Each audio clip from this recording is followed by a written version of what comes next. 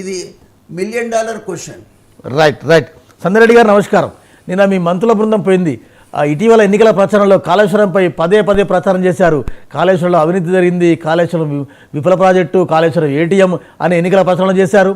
తర్వాత రేవంత్ రెడ్డి గారు రివ్యూ చేశారు, ఉత్తమ్ కుమార్ రెడ్డి గారు 4-5 రివ్యూలు చేశారు. నిన్న ఏకంగా మంత్రుల బృందం సైట్ విజిట్కి వెళ్ళింది. అక్కడ అధికారులు ఓపెన్గా చెప్పినారు. అధికారులు చెప్పింది ఒకలాగుంది, కానీ మీ మంత్రులు 5 మంత్రులు ఎవరైతే ఉన్నారో అక్కడ అవినీతి జరిగింది, ఇది జరిగింది. నిజంగా అవినీతి జరిగిందా? మేడిగడ్డ ఒక మేడిపండ ఏం చెప్పదలుచుకున్నారు? అంటే కాంగ్రెస్ ప్రభుత్వం గత ప్రభుత్వం మీద ఒక అవినీతి మరక వేయదలుచుకుందా? ఒకటండి, ఇప్పుడు అవినీతి జరిగిందంటే ఇలా మంత్రులదో లేకపోతే నాదో లేకపోతే మీదో కాదండి. తెలంగాణ ప్రజల సొమ్మి, తెలంగాణ ప్రజల ఆస్తది. మేము ప్రతిపక్షంలో ఉన్నప్పటి నుంచి ఎన్నికల అప్పుడేం కాదండి, మేము గత 2 సంవత్సరాల నుంచి, సంవత్సరన్నర నుంచి ఆల్మోస్ట్ ఎక్కువ శాతం మనకంటే 6 మంత్స్ నుంచి మనం ఈ లైవ్ డిస్కషన్లలో మనము మాట్లాడుతూనే ఉన్నాము.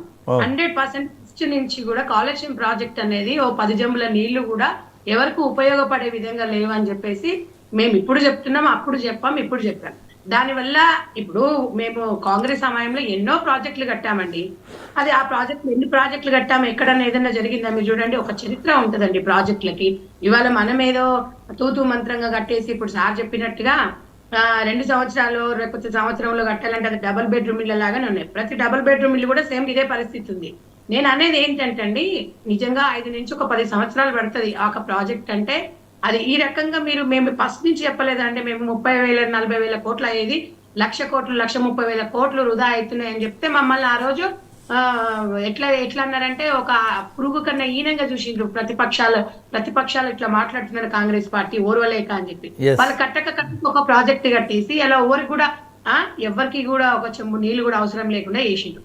నేను ఒకటి చెప్తున్నానండి, మేము మామూలుగా అయితే ఒక్క విషయం కాళేశ్వరం ప్రాజెక్ట్ లో అవినీతి జరిగింది అన్నప్పుడు మొన్న కవిత గారు చెప్తా ఉన్నారు, హరీష్ గారు చెప్తా ఉన్నారు. కవిత గారు ఒకటే చెప్తా ఉన్నారు, మేడిగడ్డ ప్రాజెక్ట్ అనేది ఏమన్నా టూరిజం స్పాటా పోయి సందర్శించనీకి అంటున్నారు. అంటే వాళ్ళకి ఎంత నెగ్లెక్ట్, వాళ్ళకి ఎంత అహంకారం అనేది ఇది ప్రజల సాక్షిగా కూడా గమనించాలి. అంటే ఇవాళ ఎవడు సొమ్ము అనుకుంటున్నారు అంటే ప్రతి ఒక్క విషయంలో నువ్వు అవినీతి చేసేసి సంజయ్ రెడ్డి గారు టెక్నికల్ ఇష్యూస్ వేరు, టెక్నికల్ ఫార్మాలిటీస్ వేరు, అది ఒకెత్తు. కానీ అంటే మీ మంత్రులు, అంటే మీ ఎమ్మెల్యేలు, అంటే మీలాంటి సంజయ్ రెడ్డి లాంటి వాళ్ళు అవినీతి అని ఒక ముద్ర వేస్తున్నారు కదా. మీరు ఒకటి వినండి, మీరు ఇప్పుడు ఉత్తమ్ కుమార్ రెడ్డి గారు కానివ్వండి, రేవంత్ రెడ్డి గారు కానివ్వండి, కొత్త ప్రభుత్వం వచ్చింది కాబట్టి అక్కడున్న అవినీతి మీద అక్కడున్న ప్రాజెక్ట్ ని సందర్శించడంలో తప్పేముంది సార్? వీళ్ళు ప్రజాప్రతినిధులు కదా. తప్పలేదండి. ఒక్క నిమిషం చెప్తున్నా, అంటే వాళ్ళు కేసులు వేసుకోండి అని చెప్తున్నారు. అంటే మొత్తం మీకు ఏంటంటే మొత్తం తెగిడ్చేసిరా, ఏమైనా వేసుకోండి, దేనికైనా మేము సిద్ధంగా ఉన్నాం, మేము దేనికైనా రెడీ ఉన్నాం. నేను అనేది ఏంటంటే ఇది ప్రజలకు ఇప్పుడు 16 లక్షల ఎకరాలకు కాదు, 16 ఎకరాలకు కూడా నీళ్ళు అక్కడ అందుబాటులో లేవు. దానివల్ల ఎవరికి కూడా ఉపయోగం కడగలేదు. మేడిగడ్డ అంటే పొట్టవి పులుసు అన్ని పురుగులే ఉన్నాయి అందులో. నిన్న చూసిండు కదండి, నిపుణులు చెప్తున్నారు. ఇక్కడ కేంద్రం నుంచి స్వయాన మోడీ గారే చెప్పారు కదండి ప్రచారానికి వచ్చినప్పుడు, కాళేశ్వరం ప్రాజెక్ట్ లో అవినీతి జరిగింది అని చెప్పి. అదే బీజేపీ ఏం చేయలేకపోయింది కదా. ఏంటండి? అదే బీజేపీ ఏం చేయలేకపోయింది కదా అంటున్నా. అడుగుతున్నాను సార్, ఇప్పుడు సెంట్రల్ గవర్నమెంట్ స్వయాన మోడీ గారే చెప్పి ఏం చేయలేకపోయింది అని అంటే మేము అధికారంలో లేము, వాళ్ళు 10 సంవత్సరాల అధికారంలో ఉన్నారు, వాళ్ళు 100% చర్య తీసుకోవచ్చు. ఎందుకు తీసుకోలేదు? ఇక్కడ ఏముంది అంటే ప్రజలు ఎక్కడన్నా పోనీయండి, కేసీఆర్ కుటుంబం ఇలా మోడీ ప్రభుత్వము ఫ్రెండ్లీగా ఉండాలి అంతే తప్ప ప్రజల సొమ్ము ఏమన్నా కానివ్వండి, మేమైతే 10 ఏళ్ళు ఉన్నాము, మేము అన్ని విలాసాలు అన్ని మాకు ఎంజాయ్ చేసినాము, మీరు ఎక్కడన్నా పోండి అని చెప్పేసి ఇప్పుడు వచ్చిన కొత్త ప్రభుత్వాన్ని మొత్తం అప్పుల కుప్ప చేసిరు, ఇక మమ్మల్ని ప్రెజర్ చేస్తున్నారు. అరే అంటే ఎందుకంటే మీరు అర్థం చేసుకోవాలి సార్, తెలంగాణ ప్రజలకు కూడా ఇవి తెలవాలి.